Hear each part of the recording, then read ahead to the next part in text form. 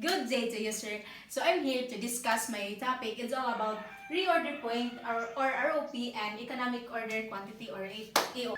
The part 1 is a reorder point or ROP.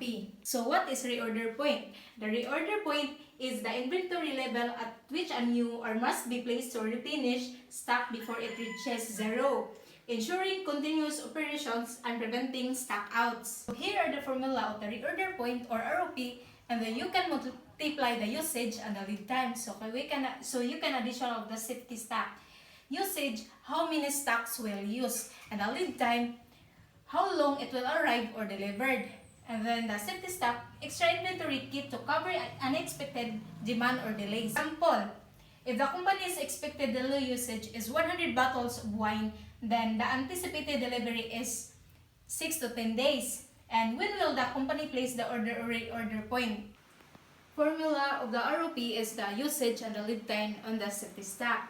So, ROP is equal to 100 bottles per day, and the 8 to 10 days is the anticipated deliveries, and the 4 is the safety stock. So, after is the ROP 100 times 6 days.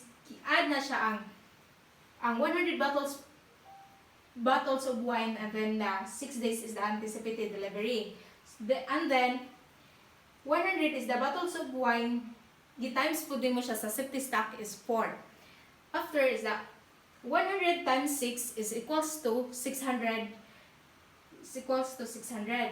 And then times po din mo siya ang 100 bottles of wine of the safety stock. So 100 times 4 is equals to 400. 600 plus 400 is equals to 1,000.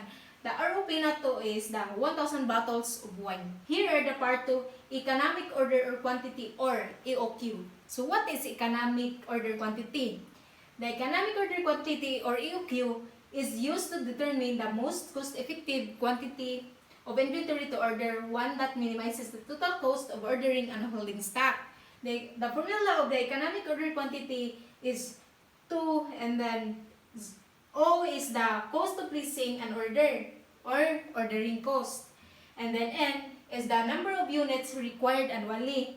And then letter C is the annual carrying cost per unit per inventory. Example, number of jars of honey required annually is 10,000.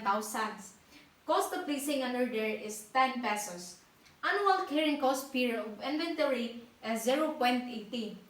First, you can multiply the 2 and then 2 times 10 pesos is equals to 20.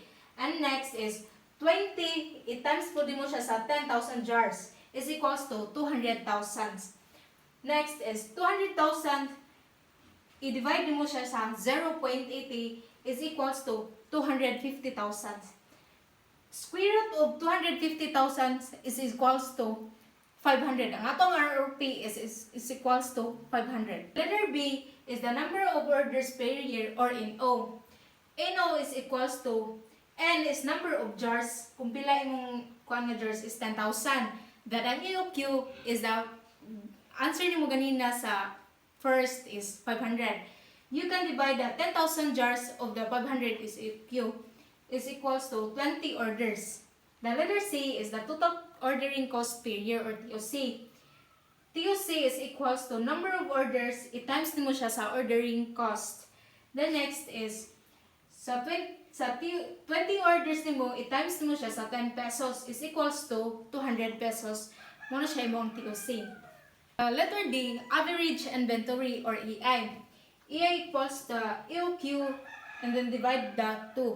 500 jars, you can divide that 2 is equals to 250 jars. For the letter A, total carrying cost per year or TCC is TCC equals to average inventory, and you can multiply the carrying cost.